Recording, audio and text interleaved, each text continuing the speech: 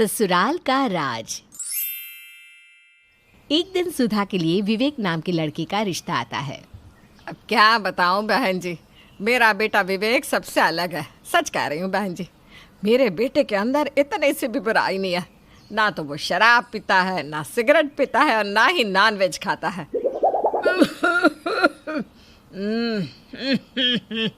अरे क्या हुआ, पानी पीजिए ना। हाँ, तो मैं क्या कह रही थी, मेरे बेटे के अंदर एक भी बुराई नहीं है। ये तो बिल्कुल राम है, राम। बहन जी, हमें बिल्कुल ऐसा ही दामाद चाहिए था। आपका बेटा तो दिखने में सुंदर है और साथ ही इसके अंदर अच्छे गुण भी है। हमें ये रिश्ता मंजूर है जी। अरे तो फिर देर किस बात की, आज ही शादी की तारीख पक्की कर देते हैं। इस तरह सबकी रजामंदी के बाद विवेक और सुधा की शादी हो जाती है। हेलो गाइस, आज हम एक ऐसी वेबसाइट के बारे में बात करने जा रहे हैं जहां आप खुद पैसे कमा सकते हो, वो भी सिर्फ गेम्स खेलकर। कितनी इंटरेस्टिंग बात है ये तो। गाइस, इस वेबसाइट का नाम है Fun88। इस वेबसाइट की सबसे बढ़िया बात यह है कि इनके ब्रांड एम्बेसडर डेल स्टेन है, जो कि इस वेबसाइट को और ट्रस्टेड और जेन्युइन बना देती है। अब खुद सोचो, जिनके ब्रांड एम्बेसडर डेल स्टेन हो, वो ऐप कितनी मस्त होगी। गाइस, आप लोग इस ऐप में 500 प्लस मजेदार गेम्स खेल सकते हो, जैसे कि कार रूलेट, लाइव कसिनो, 3 पत्ती, एविएटर एक्सेट्रा। और सही में मेरा फेवरेट तो इन सब में एविएटर है। गाइस, इस वेबसाइट में आप इजीली विड्रॉ कर सकते हो अपना विनिंग अमाउंट, वो भी एक क्लिक में सीधा आपके फोन पे, पेटीएम, यूपीआई, नेट बैंकिंग, कहीं भी जहां आप चाहो।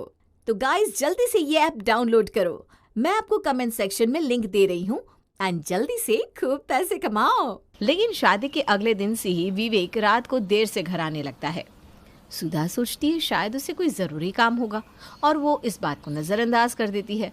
लेकिन विवेक तो रोज देरी से घर लौटता था। फिर एक दिन विवेक शराब के नशे में धुत आता है। अरे ये क्या, आपने तो शराब भी रखी है। हे भगवान, आप शराब कैसे पी सकते हो? क्यों शराब नहीं पी सकता?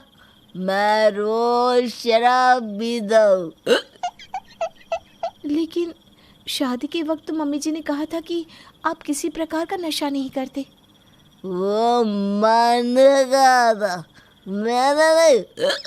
चलो बेकार की बातें बंद करो। ये देखो, मैं मुर्गा लेकर आया हूँ। मेरे लिए गर्मा गर्म चिकन लेग पीस तैयार करो। हे भगवान, आप नॉनवेज भी खाते हो? नॉनवेज भी खाता हूँ। शराब पीने के बाद नॉनवेज खाने का मजा ही कुछ और है। चलो बकवास बंद करो, जल्दी से रसोई में जाओ। बेचारी सुधा को विवेक के लिए नॉनवेज खाना बनाना पड़ता है। लेकिन उस रात की घटना के बाद विवेक को लेकर सुधा की सोच पूरी तरह बदल जाती है। फिर एक दिन, सुधा, तुम्हारे पास कुछ पैसे है क्या? मुझे ज़रूरी काम है। मैं जानती हूँ आपका ज़रूरी काम। आपको अपने आवारा दोस्तों के साथ बैठकर शराब पीना होगा, और क्या? हाँ, थोड़ी सी पीना है। चलो अब जल्दी से पैसे दो ना। देखिए जी, मैं आपको इस हालत में नहीं देख सकती। आप सुधर जाइए, कहीं नौकरी कर लीजिए। बेकार का भाषण देकर मेरे मूड का सत्यानाश मत करो। चुपचाप पैसे दो मुझे। मैं कोई नौकरी करती हूँ क्या जो मेरे पास पैसे रहेंगे? मुझे अच्छी तरह याद है, पिछले हफ्ते ही तुम्हारा भाई तुम्हें पैसे देकर गया है। अब ड्रामा बंद करो और पैसे दो। और मजबूरी में सुधा विवेक को पैसे दे देती है। उसके बाद विवेक अपने दोस्तों के साथ बैठकर शराब पीते हुए सारे पैसे खर्च कर देता है। मम्मी जी, विवेक जी तो बहुत ही बिगड़े हुए हैं। ये रोज़ शराब पीते हैं और अपने आवारा दोस्तों के साथ यहाँ वहाँ घूमते रहते हैं। कम से कम आप तो उन्हें सही रास्ते पर लाइए। अरे बहुत चिंता क्यों करती हैं? जवानी में सभी लड़के ऐसे ही होते हैं। धीरे धीरे मेरा बेटा संभल जाएगा। जाकर मेरे लिए चाय बना दे। जा, बहुत देर से चाय पीने का मन कर रहा है। सुधा समझ जाती है कि जानकी सब कुछ जानते हुए भी जानबूझकर विवेक का साथ दे रही है, इसलिए वो जानकी से ज्यादा बहस नहीं करती। दूसरी तरफ सुधा के ससुर गोपाल दास हमेशा विवेक को डांट लगाया करते थे, लेकिन उनकी डांट का विवेक पर कोई असर नहीं होता था। विवेक आए दिन अपनी पत्नी और माँ से पैसे लेकर शराब पीता रहता।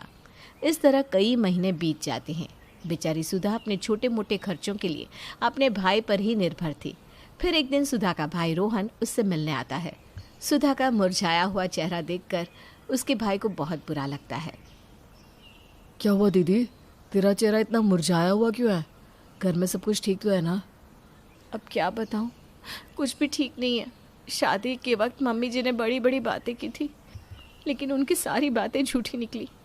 तुम्हारे जीजा जी कोई काम धाम नहीं करते, हमेशा अपने आवारा दोस्तों के साथ बैठकर शराब पीते हैं। ये सुनते ही रोहन गुस्से से तिल मिला जाता है।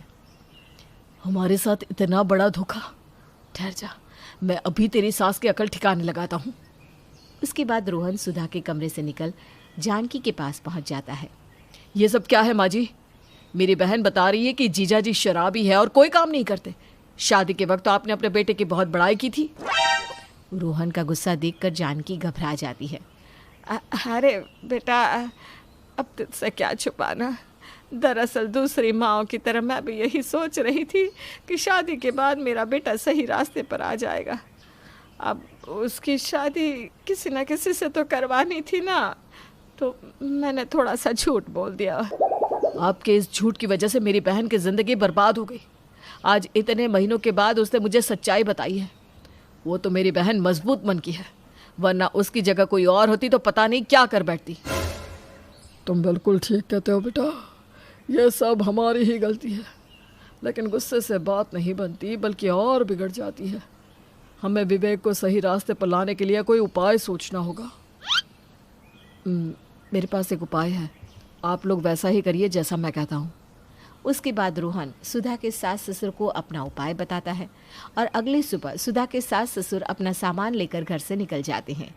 जब विवेक सोकर उठता है तो माता पिता को घर में ना देखकर उसे बड़ी हैरानी होती है। अरे सुधा, माँ बाबूजी दिखाई नहीं दे रहे, कहाँ चले गए दोनों? माँ बाबूजी तो तीर्थ यात्रा पर चले गए हैं। अरे लेकिन माँ तो मुझे बताकर जा सकती थी, मुझे पैसों की ज़रूरत है। उसके बाद विवेक अपनी माँ को फ़ोन लगाता है, लेकिन जानकी का फ़ोन स्विच ऑफ था। हे भगवान, माँ का फ़ोन तो बंद है, अब मुझे पैसे कौन देगा? सुनो सुधा, तुम्हारे पास कुछ पैसे है क्या? मेरे पास जितने पैसे थे वो सारे पैसे आप पहले ही खर्च कर चुके हैं। अब मेरे पास फूटी कौड़ी भी नहीं है। उसके बाद विवेक घर से बाहर चला जाता है, अपने दोस्तों से शराब पीने के लिए पैसे मांगने लगता है, लेकिन उसका कोई भी दोस्त उसे पैसे नहीं देता। फिर विवेक झूठ बोलकर बहुत सारे लोगों से पैसे मांगने की कोशिश करता है, लेकिन विवेक की आदत सभी जानते थे, इसलिए सभी उसे पैसे देने से इनकार कर देते हैं। इस तरह देखते ही देखते कुछ दिन बीत जाते हैं।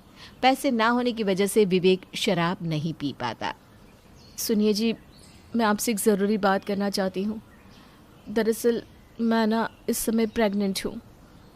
ये सुनकर विवेक की आंखों में चमक आ जाती है। अब हमारे जीवन में एक नई शुरुआत होने जा रही है। मेरे लिए ना सही, कम से कम हमारे होने वाले बच्चे के लिए आप सही रास्ते पर आ जाइए। आपने अपने बुरे वक्त में देख लिया ना, आपके किसी भी दोस्त ने आपको पैसे नहीं दिए। ये दुनिया ऐसे ही चलती है, इसलिए बेहतर होगा कि आप अपने परिवार के बारे में सोचें। तुम ठीक कहती हो सुधा, कुछ ही दिनों में सारी सच्चाई मेरे सामने आ गई। अब मुझे समझ में आ रहा है कि आज तक मैं कितनी बड़ी भूल कर रहा था। लेकिन तुम चिंता मत करो, मैं अपने होने वाले बच्चे को किसी प्रकार की कोई कमी नहीं होने दूंगा। उसके लिए जितनी मेहनत करनी पड़ेगी मैं कर लूँगा। विवेक की ये बात सुनकर सुधा को हिम्मत मिलती है। अगले दिन से विवेक नौकरी ढूंढना शुरू कर देता है और आखिरकार उसे एक अच्छी कंपनी में नौकरी मिल जाती है। उसके बाद विवेक पूरी ईमानदारी और मेहनत के साथ काम करने लगता है। कुछ दिनों के बाद विवेक के माता पिता भी घर लौट आते हैं। देखते ही देखते कई महीने बीत जाते हैं और सुधा एक सुंदर से बेटी को जन्म देती है। इस तरह सब कुछ ठीक हो जाता है और सुधा अपने परिवार के साथ हंसी खुशी अपना जीवन जीने लगती है।